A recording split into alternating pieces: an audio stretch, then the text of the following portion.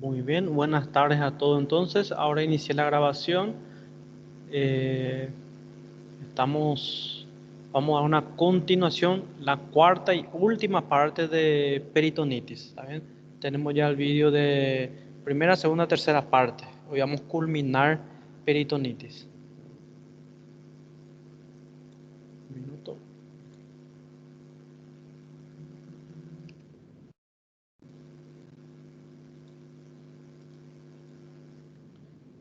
Dale, todo un tema acá para postar. No sé por qué está un tanto tema acá. Ahí. Bueno, entonces acá el slide de peritonitis. Eh, Fuimos pasando por todo esto ya, ¿eh? Profe, para mí no aparece o slide. Ah, bueno. ¿Y para los demás? ¿Alguien está No, viendo? Ah, sumiu, no. profe, desapareció. Bueno. Gracias. Vamos a ver de vuelta. Tienes tantas ventanas aquí, un ratito. ¿Ahí? ¿Noté? Todavía. Todavía No, no. profe.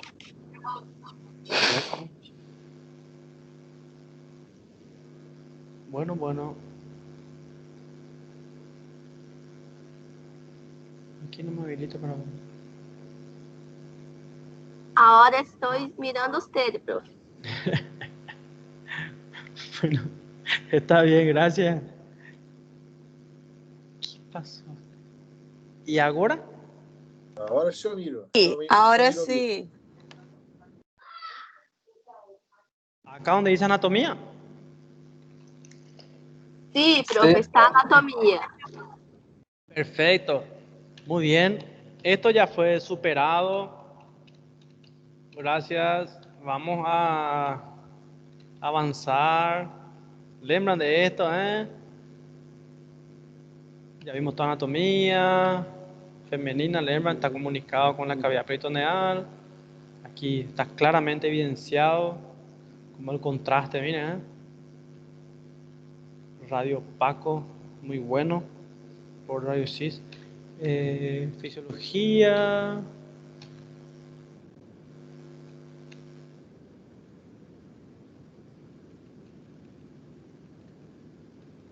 ¿Alguien lembra dónde quedamos? Hablamos de peritonitis, localización.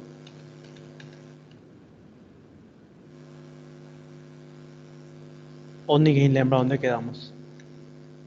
Microbiología. Me parece que ahí, profe, anatomía patológica, ¿no? Anatomía patológica, sí, brida de herencia. Creo que era por aquí, ¿eh?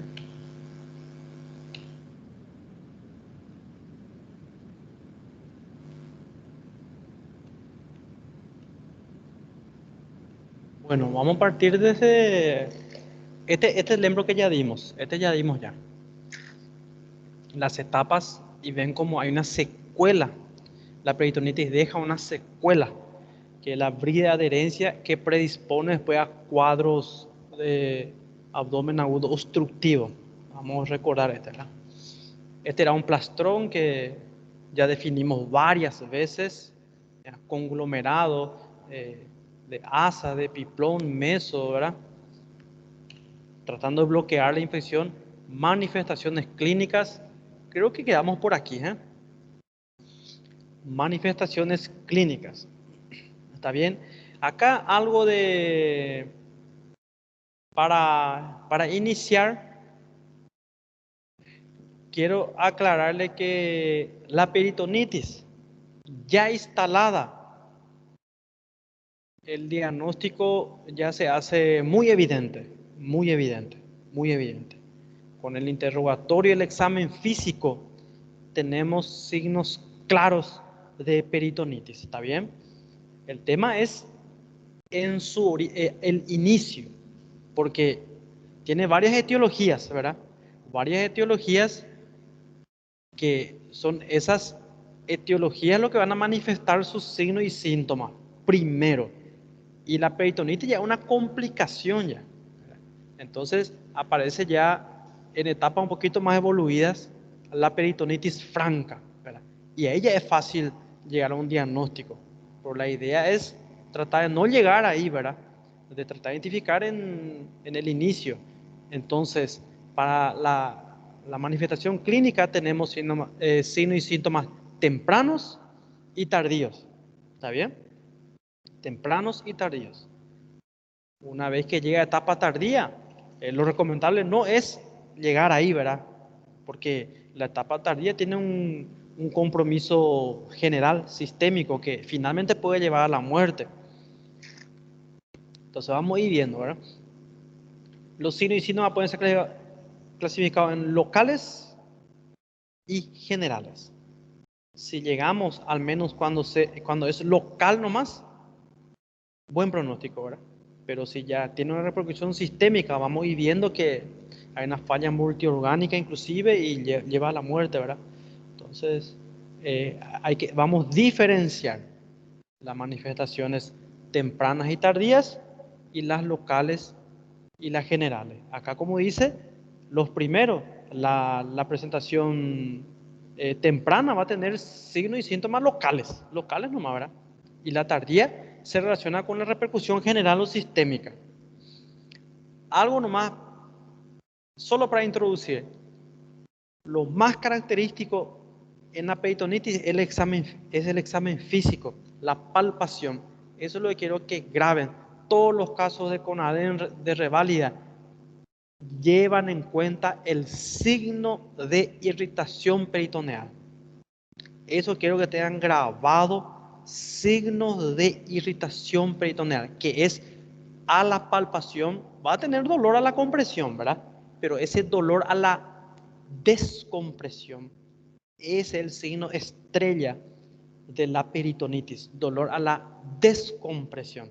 O sea que eso indica irritación peritoneal, inflamación del peritoneo, el dolor a la descompresión. Lembran que hicimos una prueba que decía Bloomberg, ¿qué significa? Y siempre Bloomberg pensamos, Bloomberg indica apendicitis. En realidad Bloomberg indica el dolor a la descompresión brusca, que indica la irritación peritoneal, en este caso localizada en fosa ilíaca derecha. Entonces, ese signo de dolor a la descompresión, ¿verdad? O dolor a la descompresión brusca, ¿verdad? DB positivo, su sigla, descompresión brusca positivo, indica un compromiso peritoneal. Y si tenemos en uno de los cuadrantes nomás, estamos hablando de localizada, pero si tenemos en todos los cuadrantes, estamos hablando de generalizada. Entonces, todos los casos clínicos de CONADEN y reválida, cuando quieren indicar que es una peritonitis, que es una patología ya instalada, evolucionada, ¿verdad? Siempre llevan en cuenta el dolor a la descompresión. ¿Está bien? Lembra que vimos un caso clínico de reválida que decía, tenía todo, Robsim, tenía creo que Bloomberg, dolor a la descompresión, y había apendicitis flemonosa y otra opción era gangrenosa, ¿no? Perforada. Había era claro que era una apendicitis, pero en una opción decía apendicitis flemonosa y en otra decía gangrenosa. Y ahí estaba la duda, ¿verdad? Entonces, la clínica del paciente ya indicaba una peritonitis. Tenía dolor a la descompresión, fiebre, una repercusión sistémica ya, ¿verdad? Que indicaba que era un proceso un poquito más avanzado. Entonces, el dolor a la descompresión en un examen físico ya nos indica compromiso peritoneal. ¿Está bien? Entonces, por ese dato y otros datos más, la respuesta era apendicitis perforada. No sé si recuerdo. Apendicitis perforada, ¿verdad? Porque había flemonosa, ¿verdad? Entonces, acuérdense, el examen físico, la palpación, el dolor a la descompresión es lo más característico de la peritonitis. Tanto así que Lembro tenía un residente superior, yo era R1 y el doctor era R3, me decía, si vos tenés dolor a la descompresión positiva, ya está autorizado para explorar, me decía. Esa es tu autorización para explorar el abdomen. A veces no es fácil decidir una cirugía, pero dolor a la descompresión casi siempre, claro, apoyado por el interrogatorio y todo eso, ¿verdad? Casi siempre nos lleva a tomar una conducta, ¿verdad? De explorar, ¿verdad? Ya sea por vídeo o, no sé, si hacemos un estudio, un absceso, drenamos. Entonces, cuando hay compromiso peritoneal, es muy relevante. ¿Está bien? Generalmente en la peritonitis secundaria, porque la primaria es que tiene foco extraabdominal. A veces se resuelve con un tratamiento médico, pero la secundaria, la mayoría termina en cirugía. La parotomía, por ejemplo, ¿verdad? O la paroscopía, que usando la videolaparoscopía. Tengan claro, entonces, el dolor a la descompresión. Con eso estamos salvos. Entonces, dijimos que tiene signo y síntoma temprano, ¿verdad? Y ahí miren, dice, el diagnóstico se basa en la historia clínica y los exámenes, ¿verdad? Esta parte, como siempre, ¿verdad? Lo que es infaltable, dice, el dolor. Recordamos que es un abdomen agudo, ¿verdad? Sobre la clasificación de abdomen agudo había la hemorrágica, la obstructiva, la inflamatoria. Lembra que una de las pruebas, no sé si vimos juntos, salió, ¿cuál es el más frecuente? Respuesta, abdomen agudo inflamatorio. ¿Está bien? Y la definición de abdomen agudo es justamente un abdomen que presenta dolor previamente sano, no, sin ningún síntoma y se manifiesta con dolor, ¿verdad? Más de 6 horas, que evoluciona, que cada vez más intenso, que hace que el paciente vaya al hospital. Una vez que llega, tenemos que ver si es una patología sistémica de repercusión abdominal o una patología torácica de repercusión abdominal. Lembra, esa secuencia también es muy importante. O una patología abdominal médica o una patología abdominal quirúrgica. ¿Está bien? O sea, no todo lo que duele en el abdomen es para operar. Características. Este creo que ya hablamos, ¿o no? Inicio brusco, transfictivo, eso terebrante, parece que viene de taladrar, ¿verdad? De su raíz, significa taladrar, un dolor dolor intenso, ¿verdad? Que siente como que está taladrando a alguien, ¿verdad? Imagínense. Más te decía, una perforación de lo que más duele es el dolor inicio brusco, intenso, es la perforación del tubo digestivo, porque el contenido del tubo pasa a la cavidad abdominal y el líquido intestinal o líquido gástrico irrita bastante el peritoneo. No es lo mismo cuando hay una hemorragia interna. La sangre, la orina, la bilis no irrita muy rápido el peritoneo. Lembra que le hablé que había un paciente que se accidente de moto, hizo un traumatismo cerrado de abdomen y después de 10 horas presentó la peritonitis. Operamos y era sangre. Pero si era una úlcera perforada, la manifestación es rápida. Rápidamente el dolor tal vez inicia en epigastrio y ya se hace generalizado. Ya hay abdomen en tabla también, es algo característico de la peritonitis, abdomen, la contractura muscular. Hay contractura muscular que se presenta, por ejemplo, en perforación de víscera hueca. No sé si da para entender o intensidad progresiva, sin respuesta a medicamentos, ¿verdad? Antiespasmódicos, se exacerba con la tos, movimientos respiratorios, ¿verdad? Y puede provocar fisqueza respiratoria. El paciente trata de estar lo más quieto posible. Eso es un dato importante también en un proceso infeccioso inflamatorio peritoneal. El paciente trata de quedar, ¿verdad? Posición fetal también se llama así, quieto, porque con los movimientos se exacerba el dolor. Y con una tos también, ¿verdad? Lembran que había un signo de apendicitis que era dolor provocado por la tos en fosa ilíaca derecha, signo de Dumpy, si bien lo recuerdo. Entonces la tos tiene mucha repercusión a nivel abdominal. Entonces el paciente busca estar quieto. Esto es un diagnóstico bueno. Esta parte es importante para diferenciar, por ejemplo, a veces viene el paciente con dolor en abdominal y está inquieto, se sienta, camina, se acuesta, decúbito dorsal, lateral derecho, lateral izquierdo, está súper inquieto, busca una posición, no encuentra una posición antiálgica.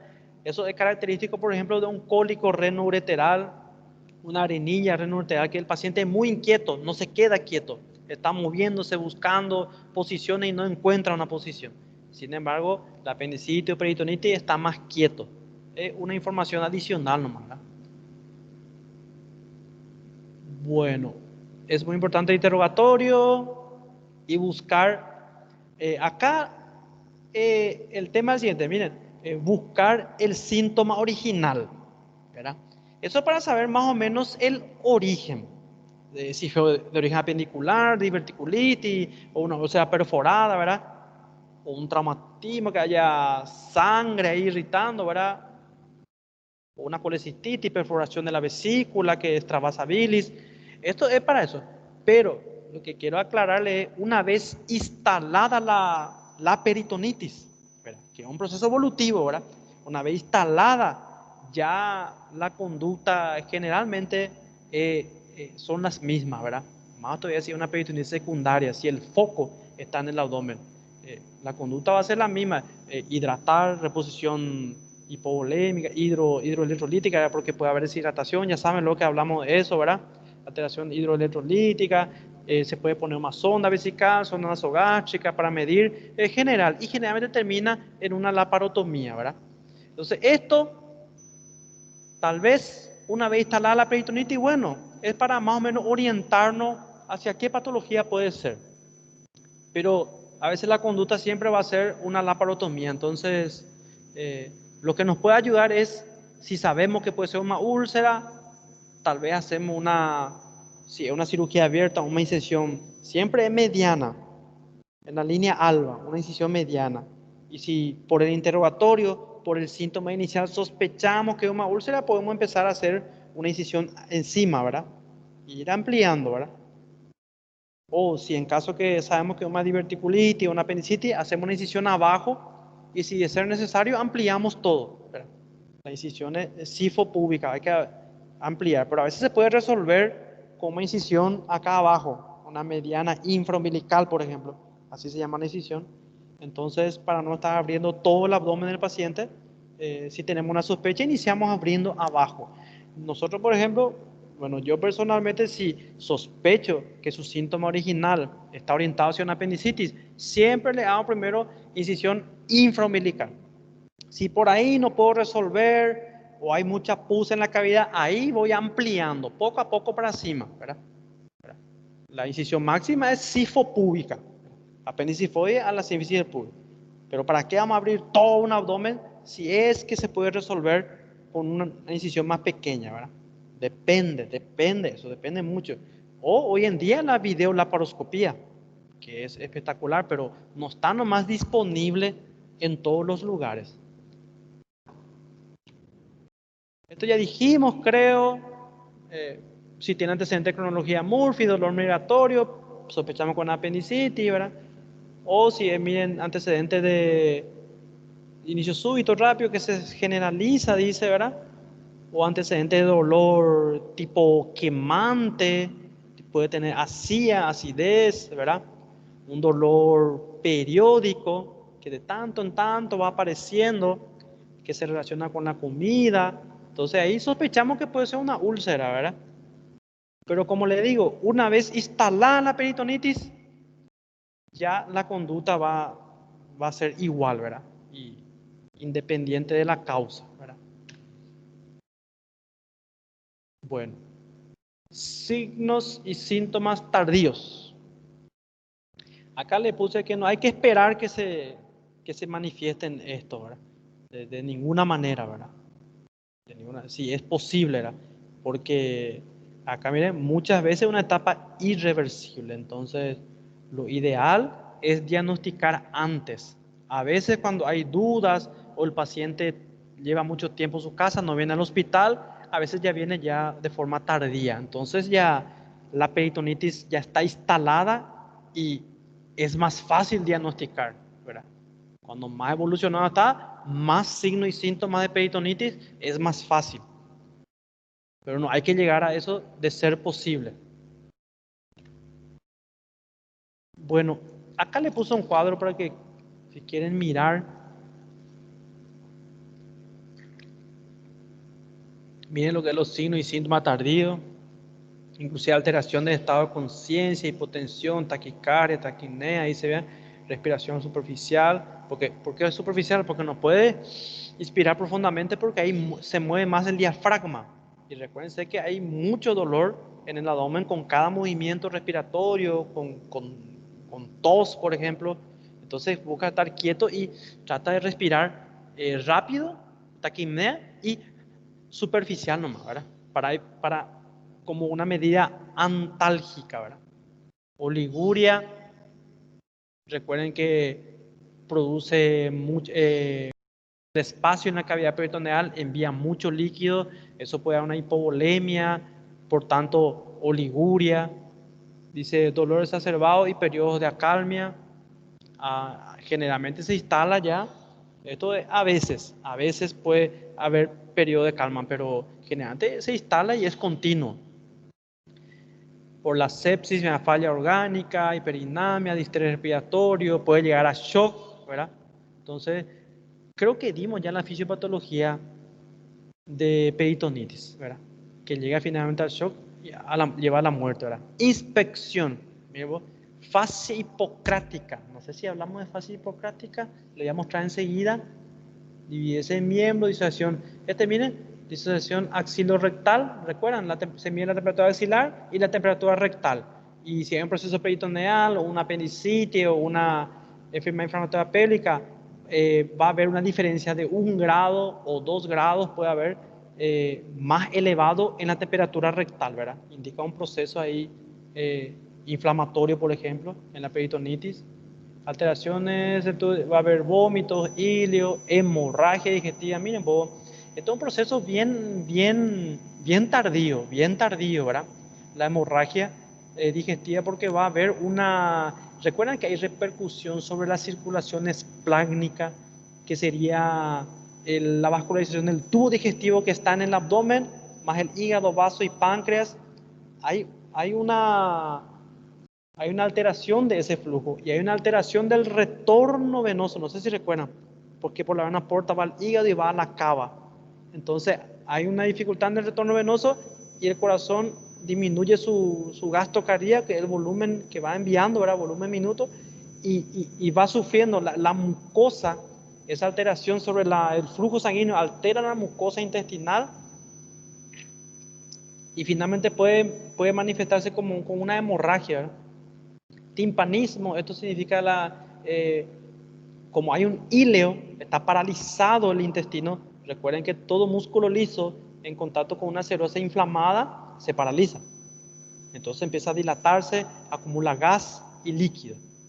Entonces, la percusión puede haber timpanismo. Tacto rectal, fondo sacrodural ocupado, ¿verdad? ¿Recuerdan? Fondo sacrodural en la mujer entre el útero y el recto, en el hombre entre el recto y la vejiga. Laboratorio va a estar alterado.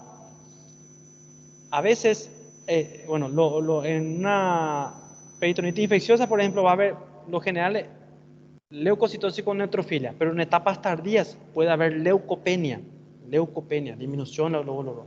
Y hay compromiso en el sistema inmunitario ya, en etapas tardías. Y en ancianos, por ejemplo, también a veces no elevan muchos blancos. Fase hipocrática. No sé si ya hablamos de esto. Toda esa alteración, miren, la deshidratación, desequilibrio hidroelectrolítico, ¿verdad? Alteración en la perfusión tisular, que es en un estado de shock, ¿verdad?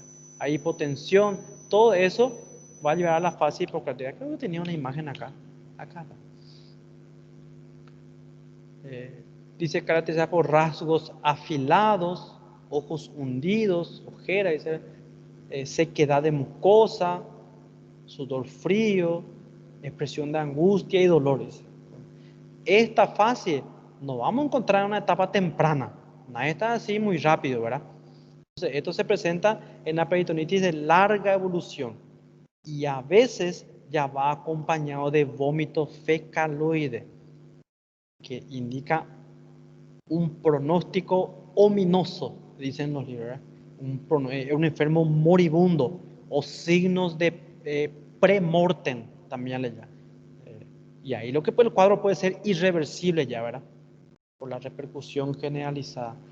Entonces, a veces las facies, al mirar a un paciente ya tenemos una idea de qué tan grave está, con solo mirar. Región afecta. Inspección, ocultación, palpación, percusión, tacto general. Esto ya hablamos alguna vez, creo. La movilidad respiratoria va a disminuir o va a estar ausente porque va a buscar disminuir el dolor, ¿verdad? En el hombre, el tipo de respiración, creo que ya hablamos alguna vez. Ocultación, los ruidos hidroaéreos. Lo clásico es que esté disminuido o ausente.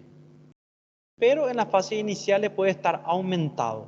Pero si alguien pregunta cómo es el ruido hidroaéreo en la peritonitis, ausente. O silencio abdominal también se le dice. Palpación superficial y profunda. A veces se encuentra contractura, ¿verdad? Que el abdomen entabla, ¿verdad? Como si tenemos el dolor a la descompresión que le aclaré ahí. Dice la contractura, dice, puede estar localizado en un cuadrante o en todo el abdomen. Acuérdense, no sé si ya escucharon hablar, abdomen en tabla o vientre en tabla. También dice vientre en muro de piedra. En fin, todo indica una contractura que se presenta en una peritonitis. ¿Está bien? Dice, la contractura es un reflejo involuntario, no es que el paciente está contrayendo su músculo abdominal, no, es involuntario, que se manifiesta por la irritación del peritoneo. Y lo que más irrita es el contenido gastrointestinal, cómo puede parar en la cavidad peritoneal por una perforación, por ejemplo, de úlcera. O pus, la presencia de pus también irrita bastante. Menos irritantes, le puse nomás acá, la sangre, la bilis, la orina. ¿Recuerdan lo que ya le dije? Había un paciente que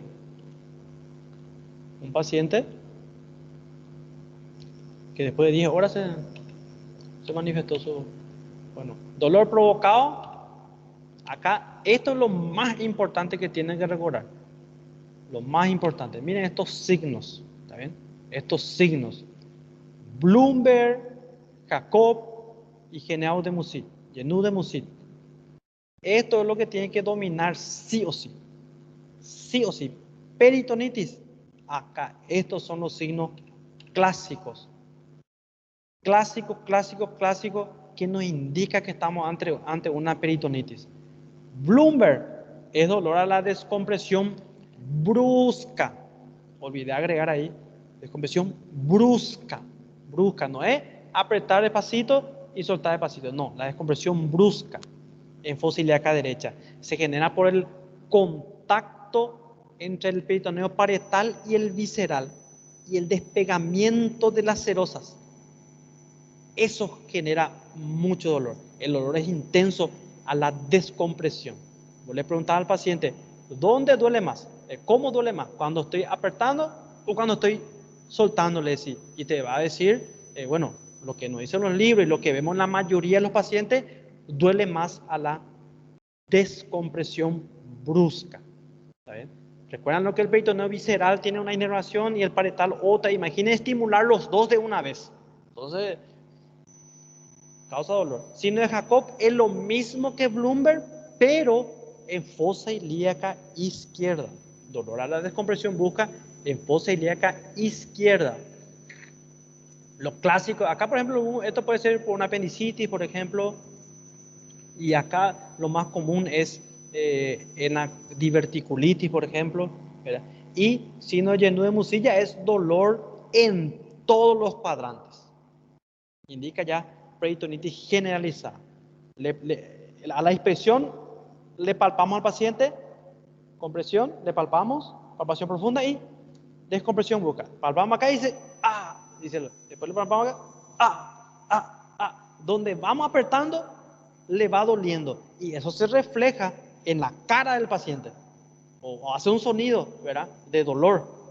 Entonces, peritonitis generalizada. Una forma de decir. Algunos dicen, por ejemplo, si una descompresión en hipocondrio derecho nomás, puede ser lembran de vesícula, colecistitis, todavía no dimos eso.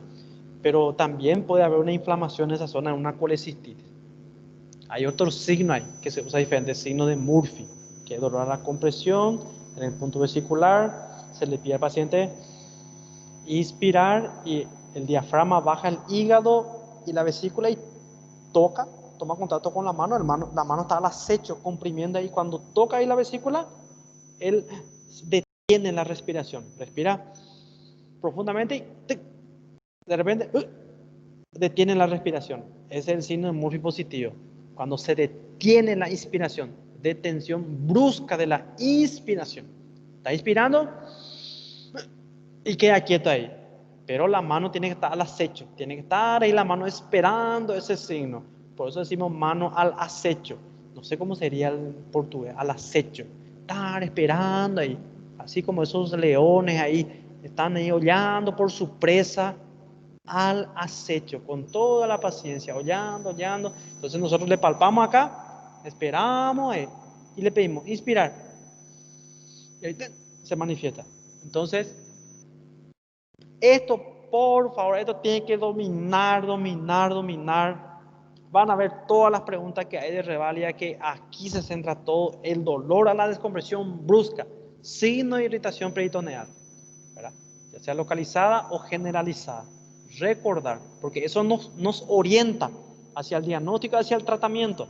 No es lo mismo dolor a la descompresión en todos los cuadrantes que en un cuadrante, o que no tenga dolor a la descompresión.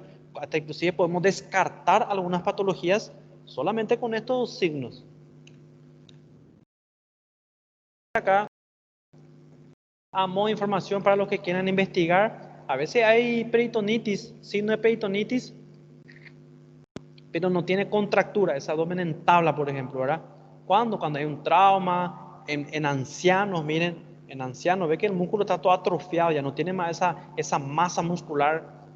Entonces, puede ser blando, depresible, ¿verdad? No tiene ese abdomen en tabla, esa contractura, pero igual puede ser una peritonitis. Y en puérperas también, que su musculatura está relajada, sábenlo, después de 9 meses, esa distensión de músculo, de piel, después para poco a poco vuelve a su normalidad. No totalmente a veces sí, a veces no, pero queda puérpera justamente. No estamos hablando que una persona que tuvo hijos hace 5 años. Esto es inmediatamente después del nacimiento, ¿verdad? Y las puérperas tienen su fecha, semanas, creo 20, 15 días, entonces son puérperas, ¿cómo se le llamaba? Iniciales, tardías, van a ir viendo en ginecos, en fin, eso puede confundir. En estos casos especiales puede que no hay, puede ser una peritonitis, pero no hay contractura. Y otro, contractura sin peritonitis, tétano, meningitis, eso. Miren, el reflejo se va fatigando. ¿Qué quiere decir eso? Primero está contracturado, abdomen en tabla, pero después se fatiga ese músculo y ahí empieza a relajarse y a distenderse. Entonces, un paciente con peritonitis, con un signo y síntoma tardío, sería la distensión abdominal. Ya el grado muy avanzado. Acá dice signo tardío premonitorio de muerte. Como pueden ver, peritonitis ya, peritonitis y está muy cerca ya, peritonitis y muerte. Entonces, miren, es muy importante resolver una peritonitis. Cuando está instalado, es más fácil de diagnosticar. Al inicio que hay que resolver, ¿verdad? Una apendicitis, por ejemplo, ¿cuánto hay que se automedican o se van en médicos empíricos, ¿verdad?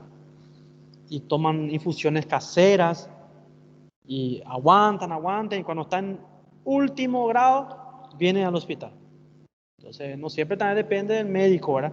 A veces uno puede no diagnosticar, tal vez, ¿verdad?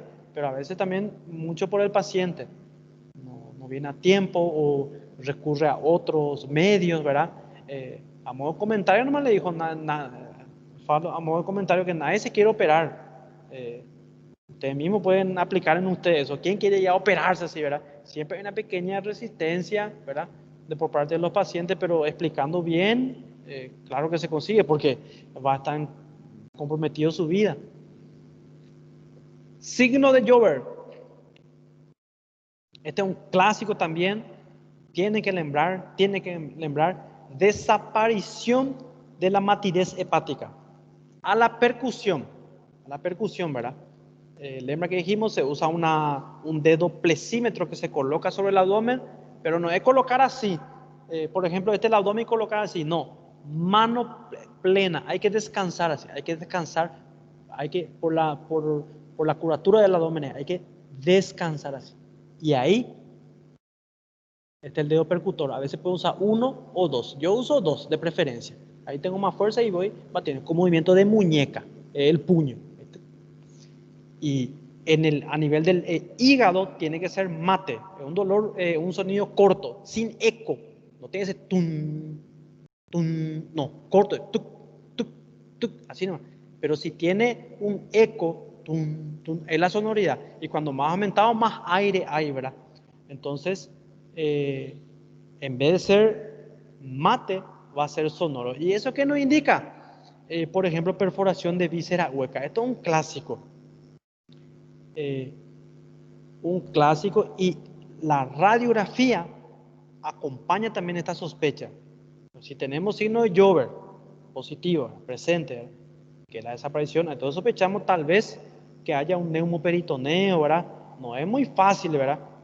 Porque a veces el intestino delgado o el colon puede meterse ahí entre el hígado y la pared y hacemos una percusión y sale sonoro. ¿Por qué? Porque está interpuesto el intestino delgado o grueso ahí. Entonces, no es definitorio esta percusión. Por eso recurrimos a otras cosas también. La radiografía, por ejemplo.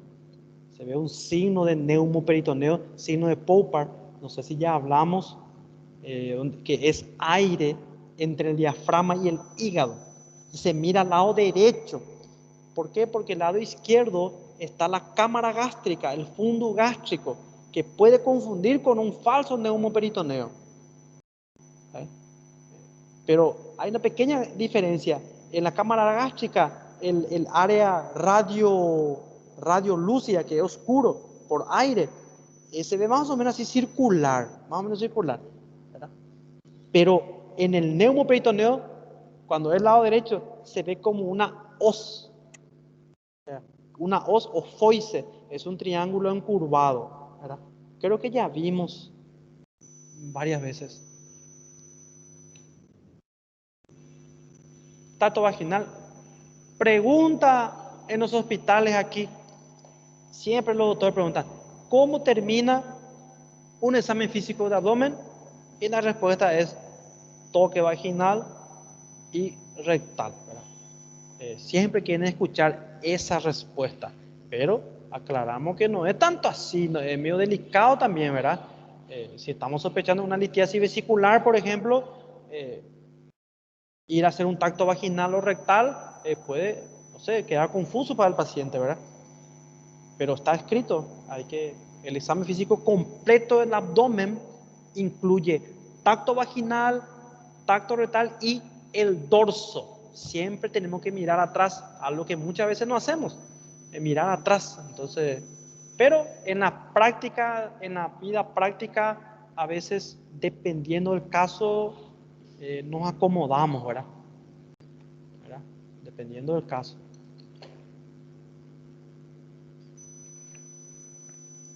Puede indicar, miren, si hay una peritonitis, mira, dolor en el fondo del saco de Douglas. Se puede acceder al saco de Douglas a través del toque vaginal. Hay un frase célebre, el grito del Douglas se le llama porque causa mucho dolor y la paciente puede gritar. Resumen. Estos cuadros tenemos que saber. Acá está todo.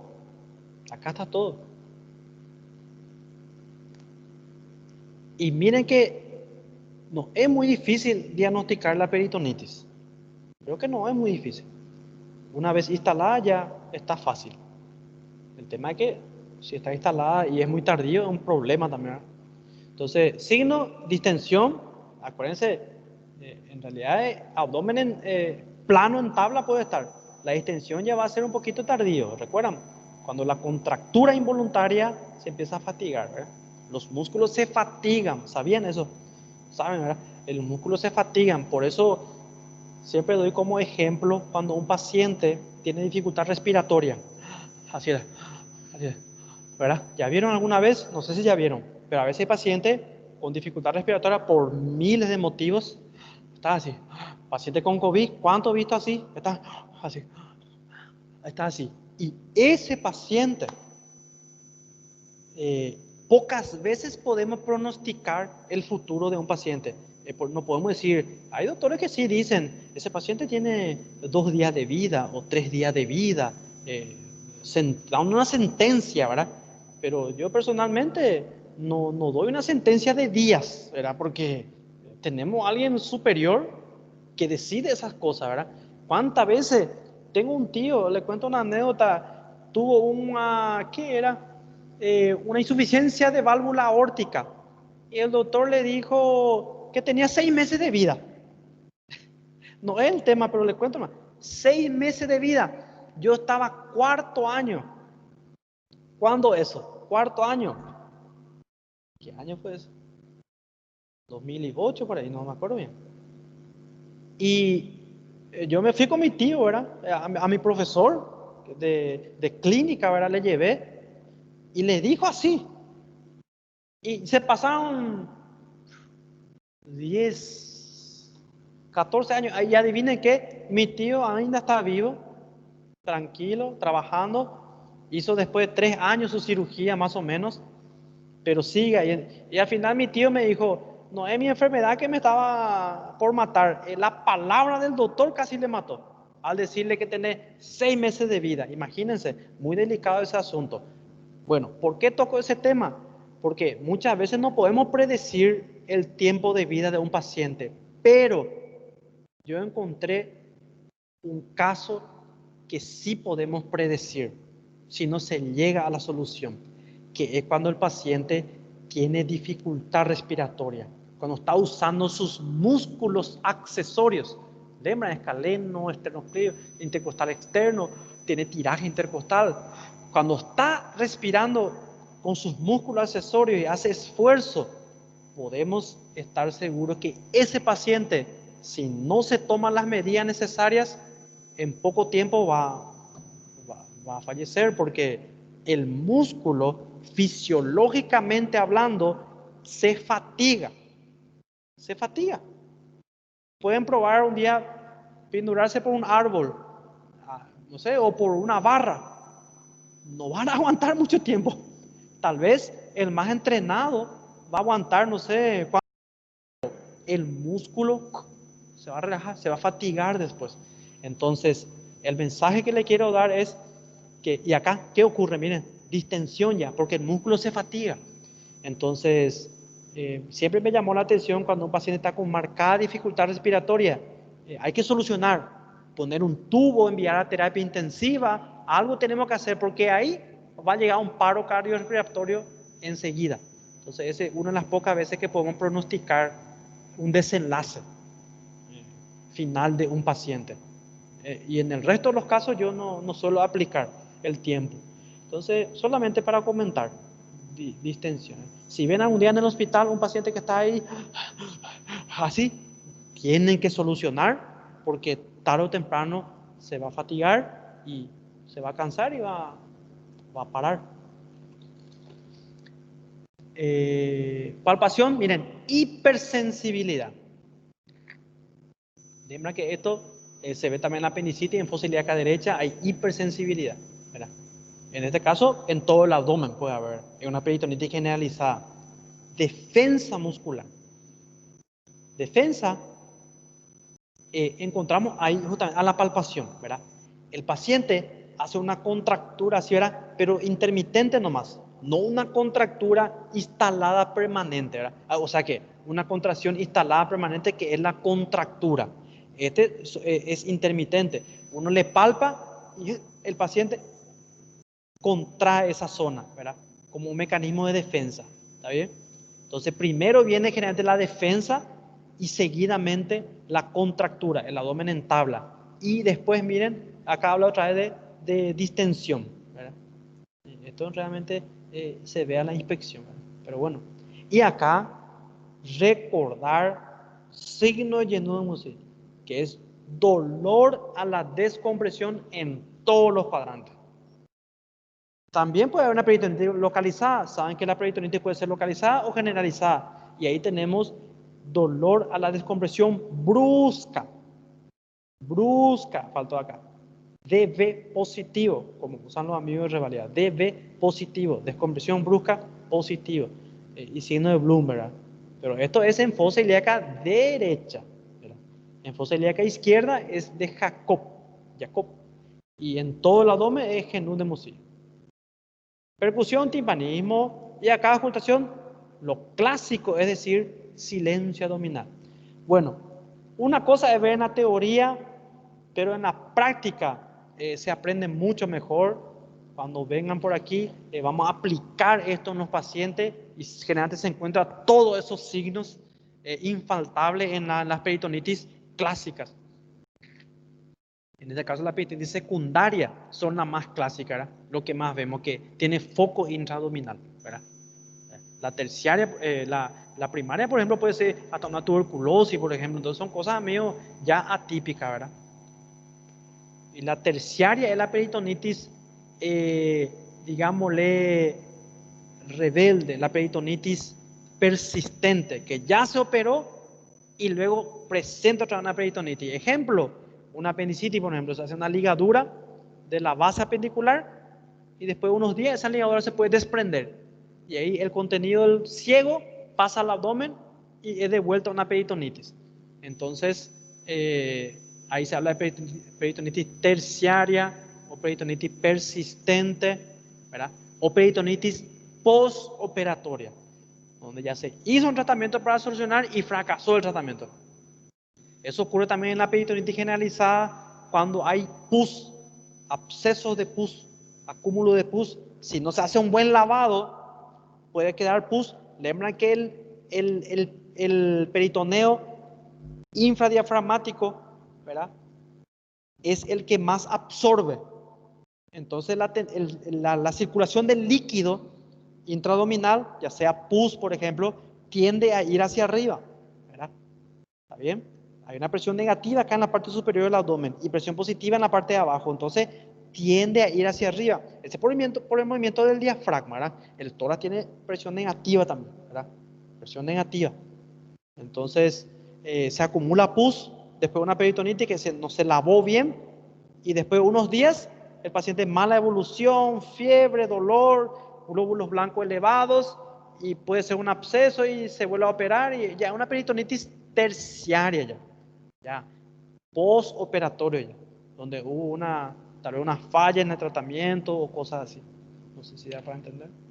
Vamos avanzando. No sé si estoy diciendo muy rápido todo eso.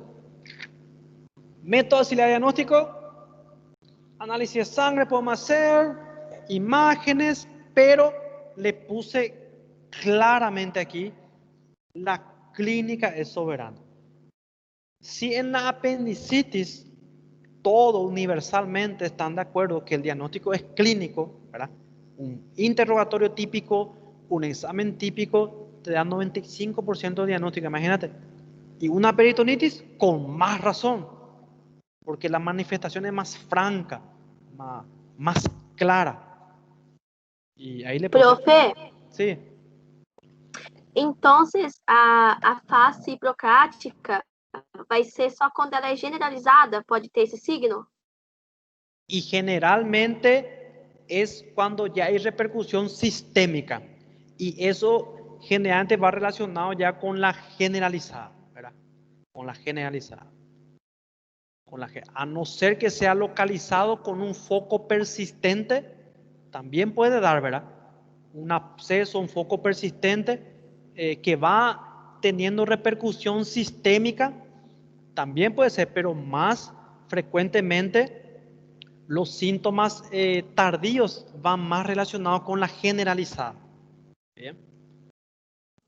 Pero puede haber casos también que puede presentar, ¿verdad? Pero más frecuentemente con la generalizada.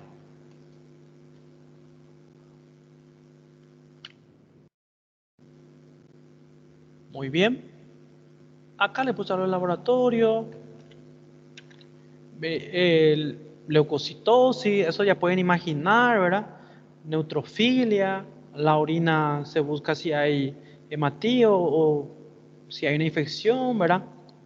Para saber si la causa puede ser una pielonefritis, una ito urinaria. Se ve el hematocrito que nos ayuda para ver si el paciente está con disminución de su volemia o si hay una hemorragia concomitante. Y ahí se ven los electrolitos, sodio, potasio. Acá leucocitosis siempre, pero puede haber leucopenia ya cuando es muy avanzada el cuadro, ¿verdad? Falla hepática, hasta puede haber ictericia, dice, ¿verdad? Falla respiratoria, caída de la presión del O2, ¿verdad? Entonces, es evolutivo que lleva a la muerte, ¿verdad? Otro laboratorio dice diagnóstico bacteriológico. Esto es cuando uno opera una peritonitis, lo ideal es tomar una muestra del líquido, de la pus o el líquido que está ahí en el abdomen. Eso es lo ideal. Aspirar y mandar a cultivo y antibiograma, que es para saber qué germen es y a qué antibiótico es sensible. Ya escuchaban hablar seguro en el transcurso de su carrera, ¿verdad? Hemocultivo también puede ser, o policultivo, que sería cultivar orina, sangre, secreción traqueal, cultivar todo lo que se puede, ¿verdad? Eso generalmente sí es que no tenemos un foco, pero en la peritonitis secundaria, que es lo que más vemos, ¿verdad? Perforación de úlcera, apendicitis, diverticulitis, lo que más vemos ahí, sabemos, o sea que empíricamente podemos iniciar un tratamiento antibiótico apuntando a los gérmenes más frecuentes. No sé si recuerdan que hablamos, lo mismo que en la apendicitis, gran negativos, hay gran positivos y anaerobios. Entonces, no sé si recuerdan que era cefalosporina de tercera generación, cefotaxima, cetriaxona o una ciprofloxacina con metronidazol. Entonces, a mí personalmente nunca me falló esa combinación de antibióticos. Siempre resuelve el cuadro porque los gérmenes son sensibles ainda a eso, ¿verdad? Tal vez algún día se hagan resistentes, saben lo que es la resistencia bacteriana, como es, ¿verdad? Por eso no se indica el uso indiscriminado de antibióticos, ¿verdad? Lembro que siempre en Brasil, desde hace tiempo, los antibióticos no se dan así, no es ir a la farmacia y comprar antibióticos, ¿verdad? Tiene que ser con indicación médica, ¿verdad? Con carimbo de médico, ¿verdad?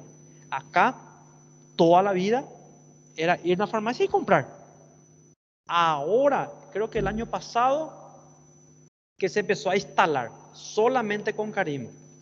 Solamente con carimbo se da, con sello, ¿verdad? Con la receta y el sello del médico, se da antibiótico. Para poder justamente evitar que sean todos resistentes a estas bacterias y al final no se resuelve. Entonces, hasta ahora, cefalosporina de tercera generación con metronidazol, tranquilo. Cultivar, ¿para qué? Dice, cultivo de antibiograma. No da una guía para el tratamiento antibiótico, pero empíricamente podemos iniciar, eso es una medida preoperatoria, hidratación parenteral, suero fisiológico, y ya se inicia una antibiótico-terapia. Esa es una conducta que debe tomar el médico generalista, por ejemplo, cuando diagnostica.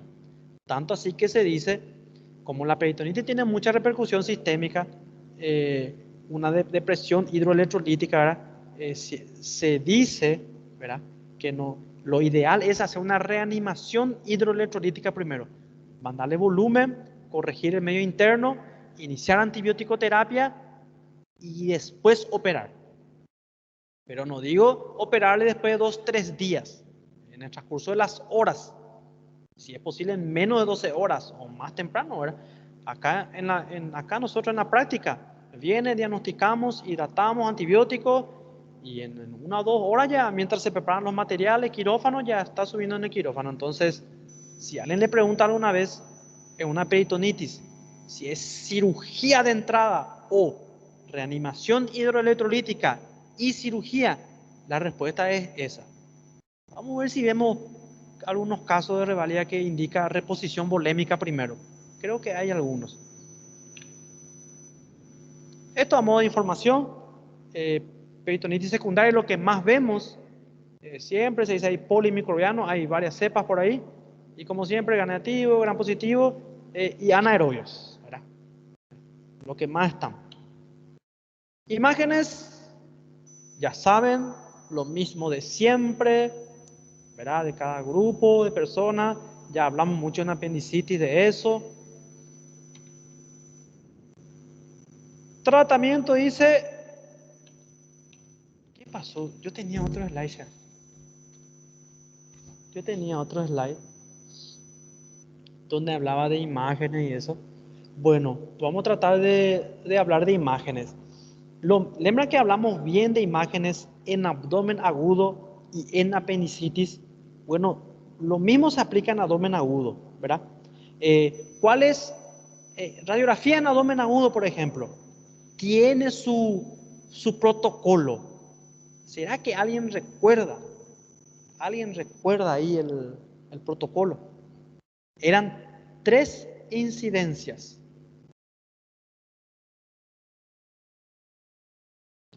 Que ya hablamos. Por eso no agregué más acá, creo, porque ya hablamos. Radiografía de tórax de pie, de abdomen de pie y de abdomen en decúbito dorsal. Si sospechamos de una úlcera perforada, un neumoperitoneo, se pide tórax de pie. ¿Por qué? Para poder ver las cúpulas diafragmáticas.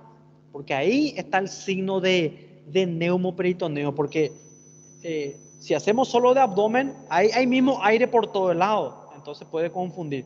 Pero entre el hígado y el diafragma no debería haber. Entonces ahí se mira.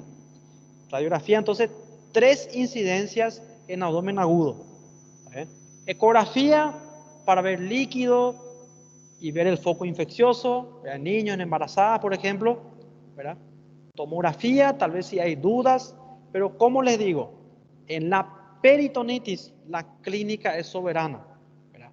El interrogatorio y el examen físico son muy característicos para decidir una conducta. Tratamiento.